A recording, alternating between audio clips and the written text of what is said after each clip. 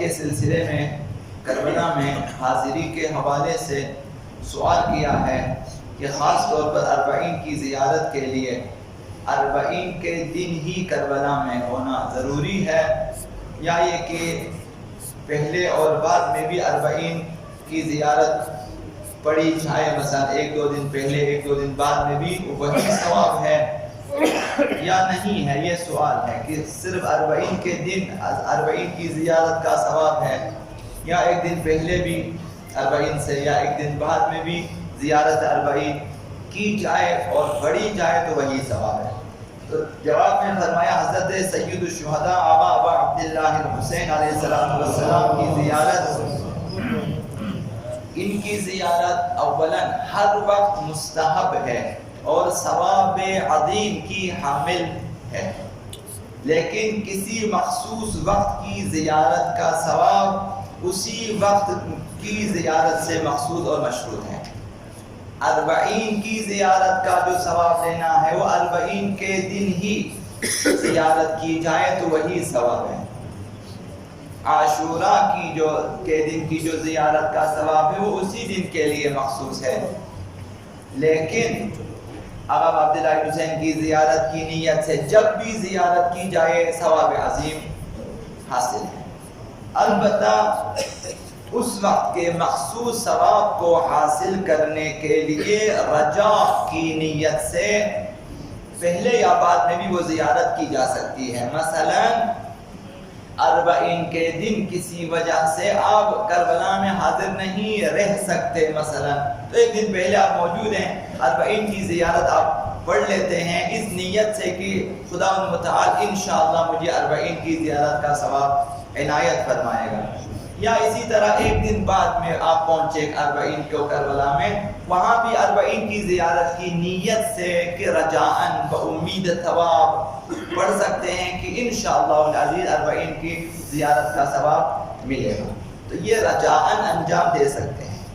چند آداب زیارت آپ کی خدمت میں عرض کرنا چاہوں گا۔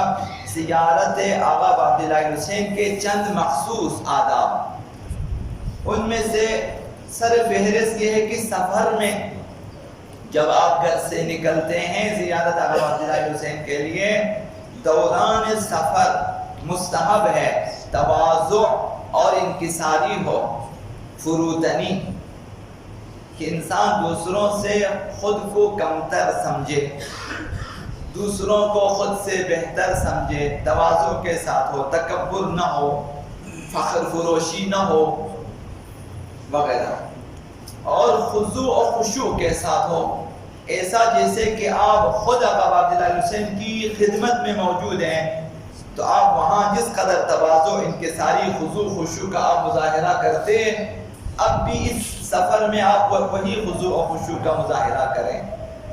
اگر ایک انسان خاضعانہ، خاشعانہ، متواضعانہ سفر کرے تو ممکن نہیں ہے کہ وہ دوسروں کے ساتھ الجھ جائیں، مختلف معمولی چیزوں میں لڑیں جھگڑیں۔ یہ پہلی چیز۔ دوسری چیز، حضرت آبا امام باقر علیہ السلام نے ارشاد فرمایا لازم ہے کہ سفر کے ساتھی کے ساتھ اچھی مصاحبت اختیار کرو۔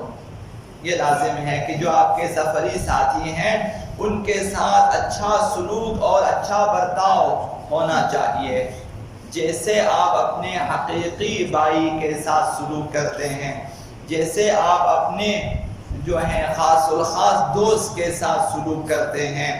یہ دینی بھائی ہیں، خداوند متعال نے انہیں دینی بھائی قرار دیا ہے، اور اب زیارت میں آپ ان کے ہم سفر ہیں اور دونوں کی نیت زیارت آقا عبداللہ حسین ہے، رائے آقا عبداللہ حسین کے ساتھی ہیں اور دوست، لہذا زیادہ ان کا خیال رکھیں اور نیک سلوک کریں ان کے ساتھ۔ اور دوسری چیز یہ کہ باتیں کم سے کم کریں، جو بات ضروری ہو کہیں ورنہ پھر بات نہ کریں، کسی بھی غیر متعلقہ موضوع پہ بات نہ کریں، سیاسی گفتگو نہ کریں، مثلا اگر ضروری نہ ہو تو سیاسی عام بیہودہ سیاسی گفتگو نہ کریں جس کا ہم سے کوئی رابط نہ ہو۔ مثلا اسی طرح سے ان باتیں کم سے کم کی، زیادہ سے زیادہ ذکر کرنا چاہیے۔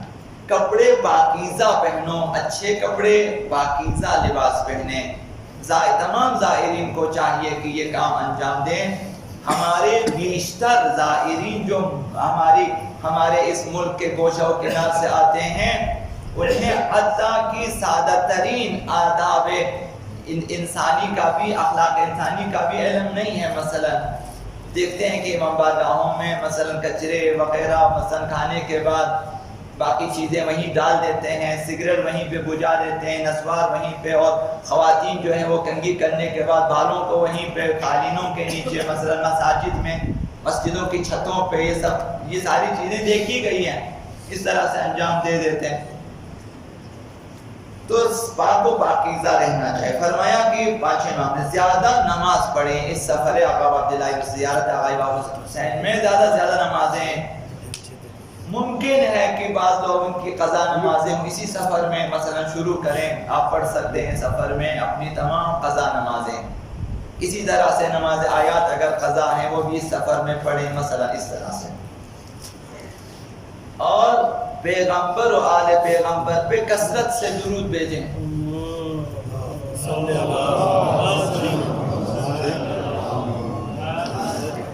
اس سفر میں آپ کے ہاتھ میں خاک شفا کی تسبیح اور آپ درود پڑھتے رہیں، مثلا جس قدر ممکن ہو درود پڑھیں۔ اور فرمایا نامناسب باتوں سے بچیں اور اپنی نگاہ کو حرام اور شبہ سے بچائیں۔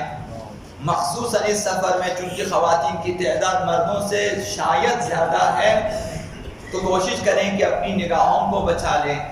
ابھی میرا مشورہ بعض لوگ نہیں مانتے، ہم نے کہا کہ ایسے قافلے میں جائیں جہاں خواتین کی تعداد کم سے کم ہو، تاکہ ہماری نگاہیں اصلا ان کی طرف نہ جائے، گفتگو کی ضرورت نہ پڑے، مثلا یہ چیزیں۔ اور پریشان مومن بھائیوں کے ساتھ احسان کریں تاکہ کسی بھی زائر کو مسجد میں آ کے بھیک مانگنے کی ضرورت نہ پڑے۔ اور وہاں پہ لوگ مشی کر رہے ہیں، اربعین کی مشی پیادہ روی، اور بعض لوگ وہاں بیچ میں مثلا پیسے مانگ رہے ہیں لوگوں سے کہ ہمارا کرایہ ختم ہو گیا، ہمارا پاسپورٹ مثلا گم وغیرہ وغیرہ، یہ چیزیں ضرورت نہ پڑے اگر ایک دوسرے کا خیال رکھیں۔ اور تیسری چیز حضرت آقا امام جعفر الصادق علیہ السلام مخصوص آداب میں کربلا میں وارد ہو تو اپنے بدن پہ تیل نہ ملو، مالش نہ کرے تیل کی کربلا میں، اور سرما بھی نہ لگائیں، گوشت نہ کھائیں جب تک وہاں کربلا میں موجود ہیں۔ یہ آداب مخصوص زیارت آقا عبداللہ حسین ہے۔ گوشت خوری نہ ہو کربلا میں، سرما نہ لگائیں، بدن پہ تیل نہ ملے۔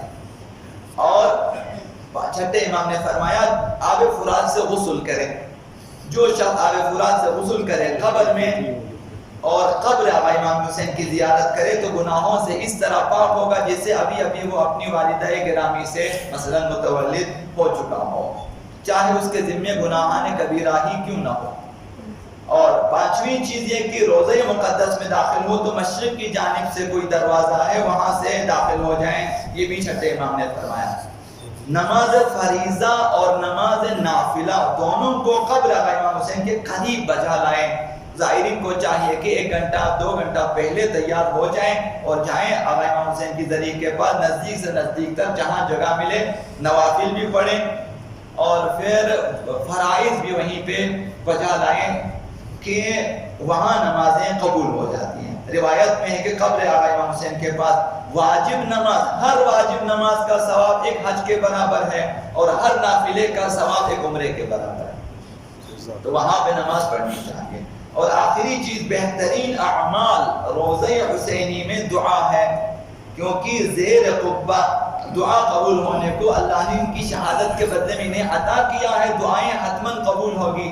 اب جو آپ کے ذہن میں ضروری ترین، پر اہمیت ترین، لازمی ترین دعا ہے آپ وہاں یہ مانگیں گے۔ مثلا بعض لوگ اولاد طلب کریں گے اور بعض لوگ طول عمر طلب کریں گے، بعض لوگ مثلا مال و دولت و ثروت طلب کریں گے، اور جو لوگ آقا امام زمان علیہ السلام کے منتظرین ہیں ان کے لیے پر اہمیت ترین دعا ظہور آقا امام زمان علیہ السلام کی دعا ہے تو وہاں ضرور آقا عبداللہ حسین سے بھی کہیں کہ آپ بھی دعا کریں، اور ہماری بھی یہ دعا ہے کہ جلد سے جلد آقا امام زمان علیہ السلام کا ظہور ہو جائے۔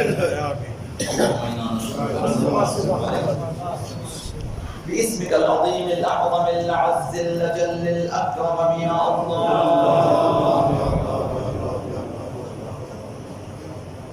يا الله يا رحمن يا رحيم يا مقلب القلوب ثبت قلوبنا على دينك اللهم نور قلوبنا يا الله وبيض وجوهنا يا الله واهلك أعداءنا يا الله واشف مرضانا يا الله وآمن من كل بلاء